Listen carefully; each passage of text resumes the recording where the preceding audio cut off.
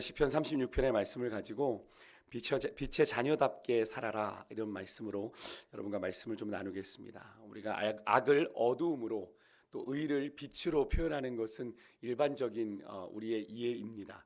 어둠 속에 빛을 창조하신 하나님께서는 죄악의 어둠에 속한 자들을 구원하시기 위해서 이 땅에 구원의 빛으로 예수님을 보내셨다라고 요한복음을 보면 우리가 확인하게 되죠. 그 구원의 빛된 예수님을 영접하는 자들은 모두 빛의 자녀로 이 땅을 살아가게 되는데요. 그래서 사도 바울이 에베소 5장 8절에서 이렇게 말하고 있습니다. 너희가 전에는 어두움이더니 이제는 주 안에서 빛이라, 빛의 자녀들처럼 행하라 라고 말하고 있는 거죠. 구원의 빛 대신 예수 그리스도로 말미암아 구원받은 우리는 생명의 원천이신 주님의 빛에 속한 빛의 자녀들이다라고 하는 사실을 사도 바울은 이야기하고 있는 건데요. 저는 오늘 시편의 이 말씀을 통해서 빛의 자녀로 이 세상을 살아가야 하는 우리 성도들의 위치와 사명을 다시 한번 좀 깨닫는 그런 은혜가 있기를 소망합니다. 시인은 먼저 1절과 4절에서 악인을 구체적으로 좀 고발하고 있습니다. 먼저 악인의 죄가 뭐예요? 그의 마음속으로 그의 눈에는 하나님을 두려워하는 빛이 없다라고 주장한다고 고발합니다.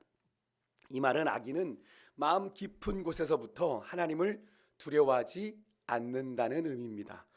우리는 대체로 악인과 의인을 정의할 때 도덕적인 개념으로 정의를 하려고 하지만 성경에서는 악인과 의인의 개념이 조금 다르죠.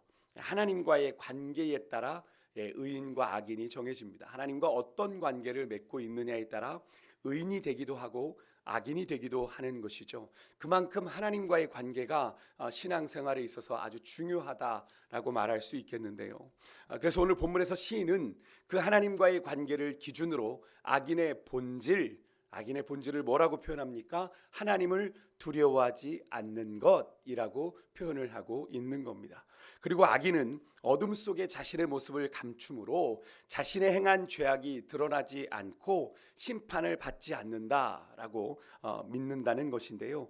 이들은 꼭 시편 10장 4절에 시편 4절에 나오는 것처럼 여호와께서 감찰하지 아니하시며 모든 사상에 하나님이 없다고 말하는 교만한 자들인 거죠. 하나님이 우리를 감찰하지 않는다. 그리고 모든 그들의 생각에 하나님이 없다고 말하는 교만한 자들인 거예요.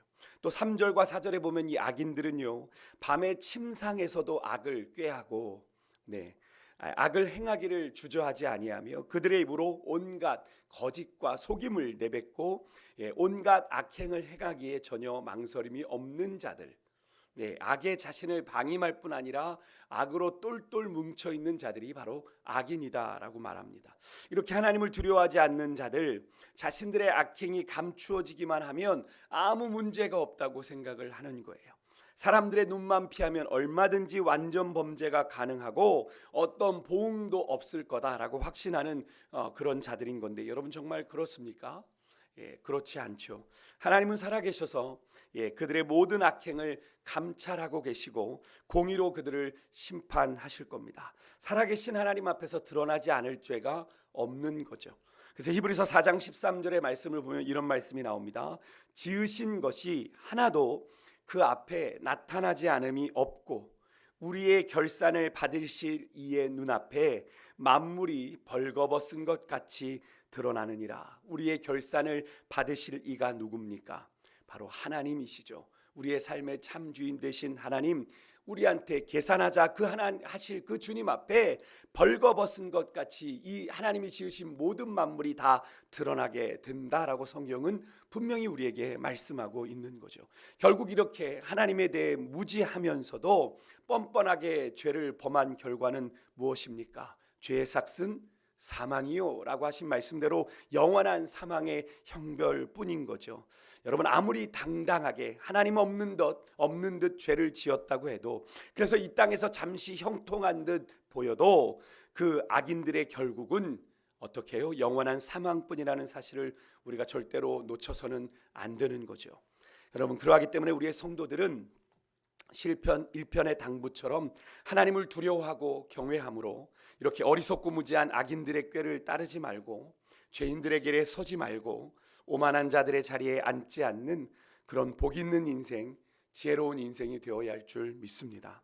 시인은 그렇게 어둠에 속한 멸망의 길로 달려가는 악인들과는 대조적으로 하나님의 빛 가운데 속해 빛 가운데 행하는 의인들의 삶에 대해서 진술하고 있는데요.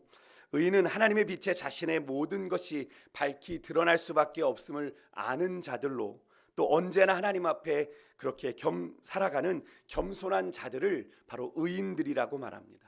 구체적으로 이들은 오늘 시인이 5절에 고백하고 있는 것처럼 하나님의 인자하심이, 하나님의 진실하심이 하늘과 공중에 미친다라는 사실을 분명히 믿는 자들입니다. 여러분, 시인의 고백을 보십시오. 하나님의 인자하심이 5절에 보니까 하늘에 있고 주의 진실하심이 공중에 사무쳤다라고 표현하는데, 이 고백을 잘 보면 이 고백이 얼마나 놀라운 고백인지 모릅니다. 여러분, 하늘, 공중, 여러분 손에 닿을 수 없는 것이고 채울 수 없는 거죠.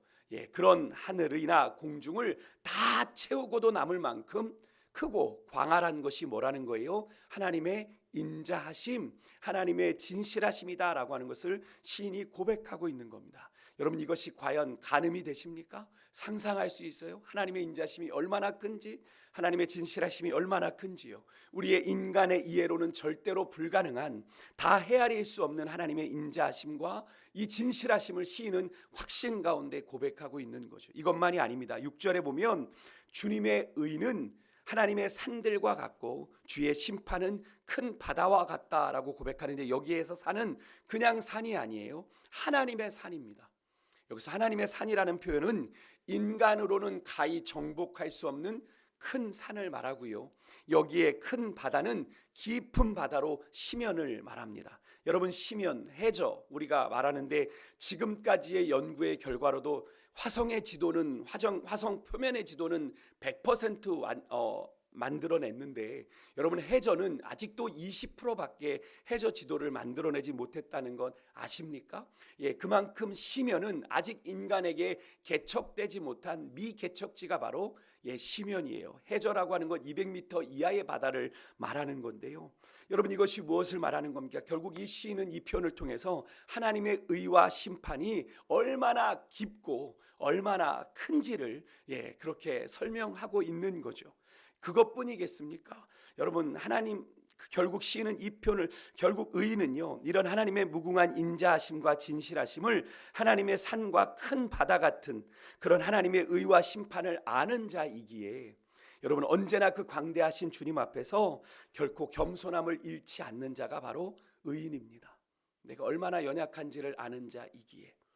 여러분, 이런 의인들은 9절의 말씀처럼 생명의 원천이 내가 죽고 사는 것이 여러분 하나님께 있음을 알기에 세상의 악인들과는 다르게 하나님이 기뻐하시고 선하시고 온전하게 여기시는 거룩한 길로 행하고자 몸부림치는 것이죠. 그리고 그들은요, 하나님의 공의로운 심판 앞에 언젠가는 내가 반드시 선다 라고 하는 사실을 분명히 알고 있기에 자신의 죄를 늘 하나님 앞에 고백하고 회개함으로 7절의 말씀처럼 하나님의 날개 그늘 아래 피하는 자들입니다. 그렇다면 여러분과 저는 어떻습니까? 이런 온 우주에 충만하신 하나님의 인자하심과 진실하심을, 그분의 의와 심판을 제대로 인식하며 우리가 겸손하게 하루하루를 살아가고 있습니까? 시는요, 하나님께서 이러한 의인들에게 인자와 은혜, 공의를 풍성하게 베푸시며 그들의 죄를 사하시고 8절에 약속하신 대로 그들로 하여금 하나님의 집에서 흘러나오는 복락의 강물이라고 되어 있는데, 이것을 다른 표현으로 보니까 기쁨의 강물이라고 표현하더라고요. 기쁨의 강물을 마시게 하실 거다라고 노래하는데, 그렇게 성도는 눈에 보이지 않아도 언제나 살아계신 하나님을 의식하고 사는 거죠. 그래서 늘 그 주님 앞에서 행하는 경건한 삶으로 하나님이 베풀어 주시는 은혜의 강물, 이 기쁨의 강물을 날마다 마시는 존재들이다 라고 시는 이야기하고 있는 겁니다. 여러분, 요한복음 7장 38절에 예수님께서 자기를 믿는 자들에게 약속하신 어떤 약속입니까? 그 배에서 생수의 강이 흘러나리라. 이 생수의 강이 뭘 말해요? 이것은 성령이라고 말씀하고 계시죠. 이것은 바로 하나님의 하나님 되심을 온전히 믿는 자에게 약속하신 성령의 충만한 은혜를 말하는 거죠. 여러분, 이런 은혜가 우리의 삶 가운데 있게 될 줄 믿습니다. 이렇게 성도는요, 하나님의 빛에 거하고 빛으로 행할 뿐 아니라 한 걸음 더 나아가 어떤 사명이 있습니까? 세상의 어둠을 우리의 빛으로 밝히는 역할을 감당해야 되는 거죠. 예수 그리스도께서 이 어두운 세상에 빛으로 오셨고, 그로 말미암아 구원받은 성도는 그 그리스도의 빛을 세상에 비추어 내는 사명을 감당해야 하는 건데요. 하지만 세상은 하나님의 생명을 보지 못하지만, 직접 보지 못하지만 빛의 자녀인 우리 성도들의 어떤 행실을 통해서요, 착한 행실을 통해서 하나님의 영광의 빛을 간접적으로 체험할 수 있는 거죠. 그래서 예수님께서는 성도들을 가르쳐 너희는 세상의 빛이다 라고 말씀하시며 마태복음 5장 16절에서 이렇게 말씀하셨는데, 우리 같이 한번 좀 읽어볼까요? 같이 읽겠습니다. 시작. 이같이 너희 빛이 사람 앞에 비치게 하여 그들로 너희 착한 행실을 보고 하늘에 계신 너희 아버지께 영광을 돌리게 하라. 아멘. 그렇게 말씀하고 계신 거죠. 너희 빛을 사람 앞에 비추는데 그 너희 빛을 비추는 것은 바로 너희의 착한 행실이다라고 말하고 계신 거죠. 여러분, 그렇습니다. 구원받은 성도는요, 하나님의 진리의 말씀을 세상에 입으로만 선포하는 것이 아니라 그 말씀대로 구체적으로 순종하는 선한 삶을 통해, 착한 행실을 통해 어두운 세상에 이 진리와 생명의 빛을 비추는 빛의 사명을 감당해야 하는 줄 믿습니다. 여러분, 12월 우리가 어두운 세상에 빛으로 오신 예수님의 다시 오심을 기다리는 이 대림의 절기를 우리가 보내고 있는데요. 그래서 오늘의 말씀은 우리에게 더욱 의미가 있다고 생각이 됩니다.